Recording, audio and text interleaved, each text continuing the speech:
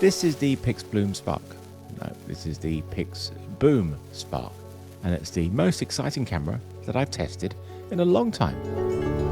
It's unlike anything that I've ever used. It can record high frame rates of up to 670 frames per second in 4.6K 3x2 open gate, 1000 frames per second in 4K, and 1800 frames per second in 2K continuously, and all for a price tag that hasn't been seen for such a high-spec super slow motion camera before.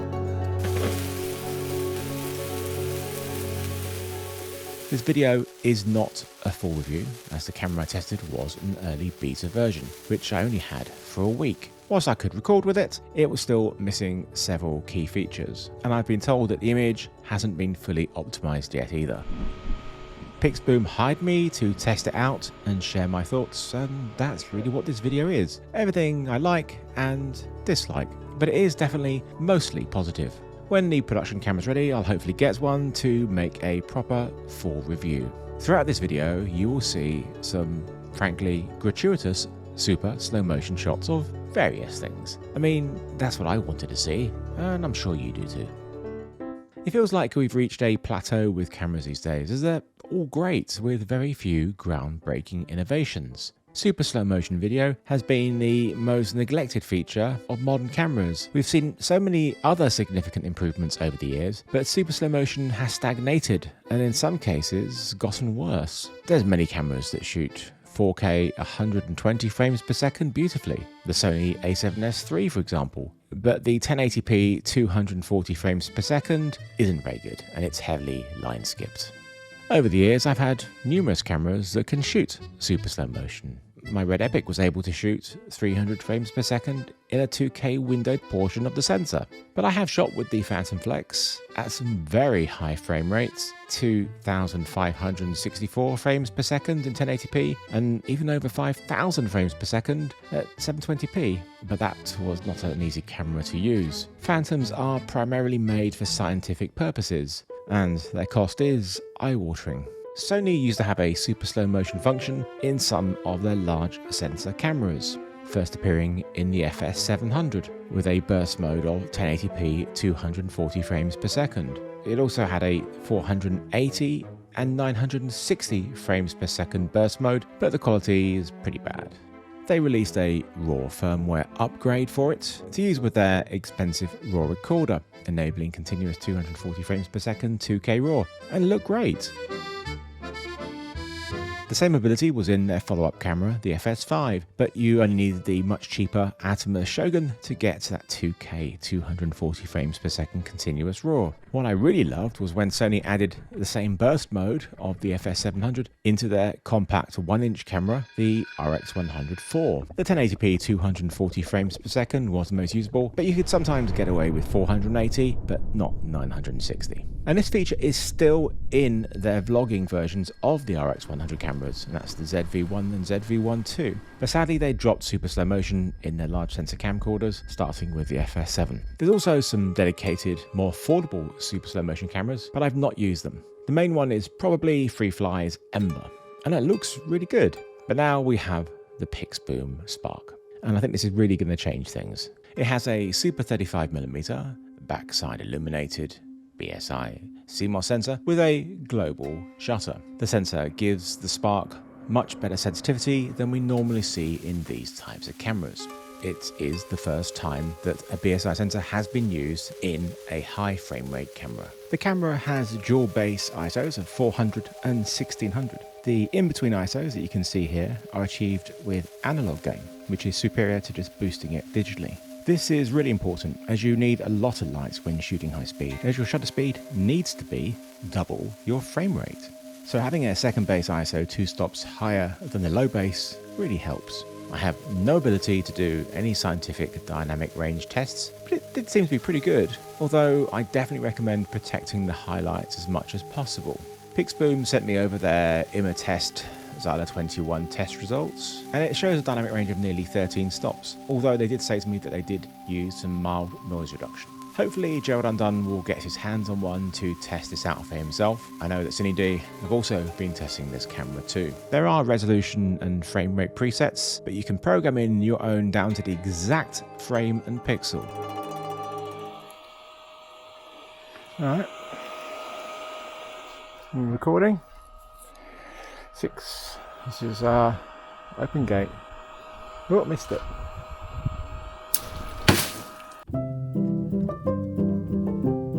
When shooting with the full 3x2 sensor in 4.6K open gates, as I said earlier, the highest frame rate you have is 670 frames per second. In 4K you can get up to 1000 frames per second, and in a 2K crop you can get 2000 frames per second. The less you use of the sensor, the higher you can push the frame rates.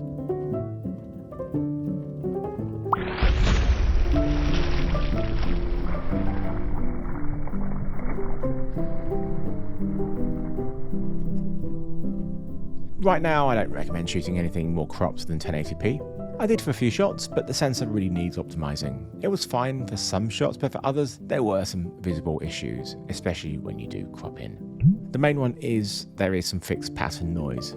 I asked them about this and they said it will be addressed before the production models ship, thankfully. But I did still feel that it was important to flag it here. I used Topaz Video AI to clean it up and upscale it 4 times to 4K, and it looks remarkably good. I also used Film Convert Nitrate to add some film grain to counter it looking too clean. There are links to free trials for both in the video description. I'm just doing stuff with water balloons and high speed, which is one of the most practical things you can do with high speed, something you can use in your work again and again and again. Am I right? It writes to a very fast 20 gigabits per second SSD with a 2.4 terabyte capacity. What does that actually translate to in video terms? Well, I did a test shooting at 100 frames per second, a resolution of 4000 by 2000, and it recorded for 9 minutes and 20 seconds before being full. This equates to 551,178 frames. And if you play that back at 24p, the shot would last a nice 6.4 hours. Perfect for TikTok.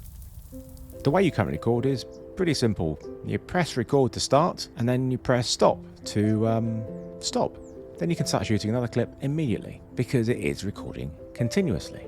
It records in their Pixboom RAW format, which is 10-bit linear. Now this sensor is capable of 12-bit, but 10-bit is what it currently records in. And I'll go through the very easy post workflow in a bit.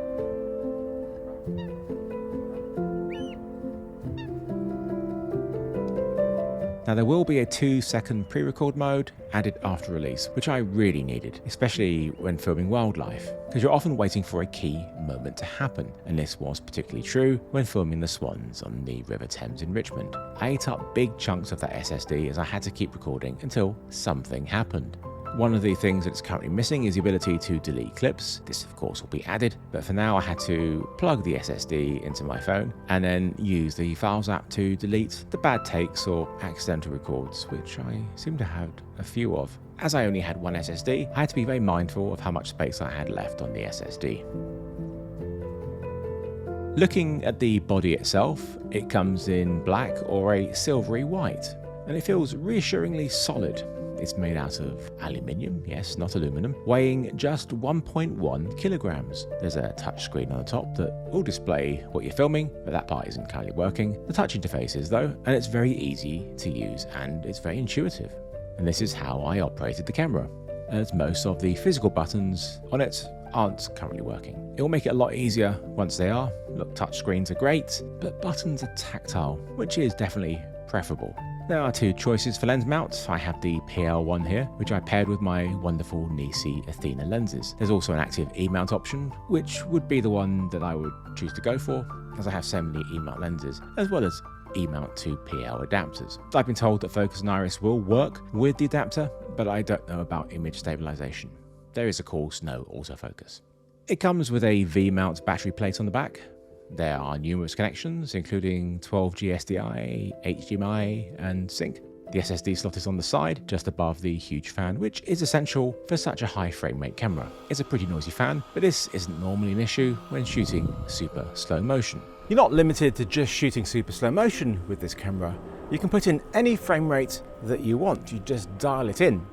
Right now I've dialed in 25p. So just normal filming of me talking. Does it work? Yes, absolutely. Would I use this for my normal filming? No, I mean, I don't have autofocus, so that's one thing. I think I'm in focus. Peaking says yes. But also audio. So we have no internal mic on here for any scratch, and we have no mic input of any sort. We do have a USB-C, so it is possible they could enable a mic to work with an adapter, but there is time code, so there is that. But yes, if you do want to use this as just your main camera, you absolutely can. Workflow is remarkably easy. As their RAW format is not currently supported by any NLEs, you need to convert it to lossless compressed CDNG using their Pixboom Cine software.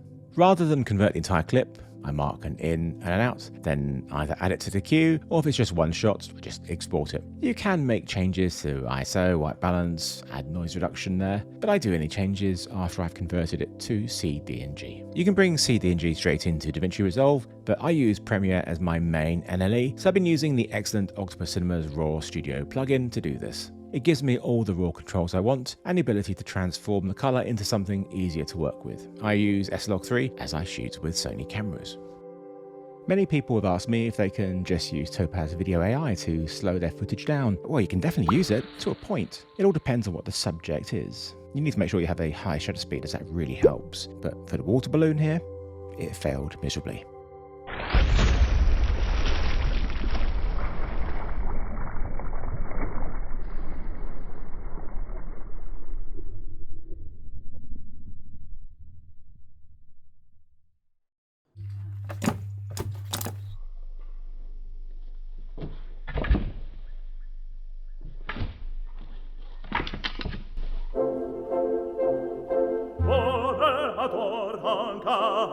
But this shot of the kittens worked pretty well, but there are issues for sure. But there's one thing the Pixboom Spark can't do better than this, and that's keep things in focus. The Sony ZV-E1 Animal autofocus did a great job for such a fast-moving subject.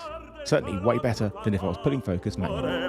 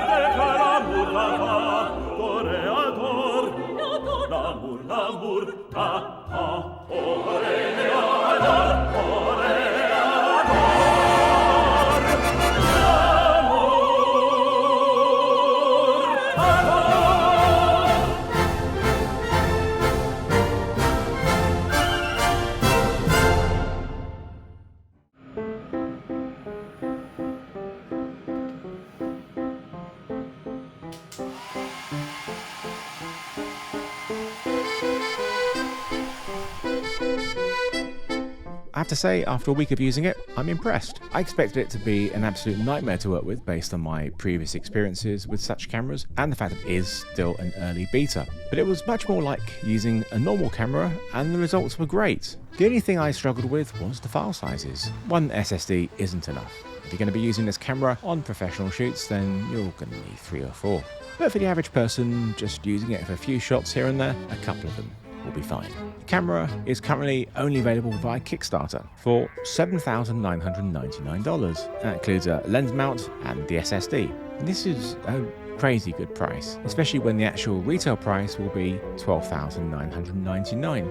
However, Kickstarter is a crowdfunding platform, but I am confident that Pixboom will ship their cameras and in the first quarter of 2026. They do say January 2026, but these things pretty much always slip. The fact that there's cameras out there with people like me testing them is a really good sign, but it is of course entirely at your own risk. If I had $8,000 spare, I think I'd probably back it myself, as I've been wanting a camera like this for such a long time, and I've really loved using it for this last week, even with all the pre-production glitches. And once they are all ironed out, I think it's going to be an absolute joy to use.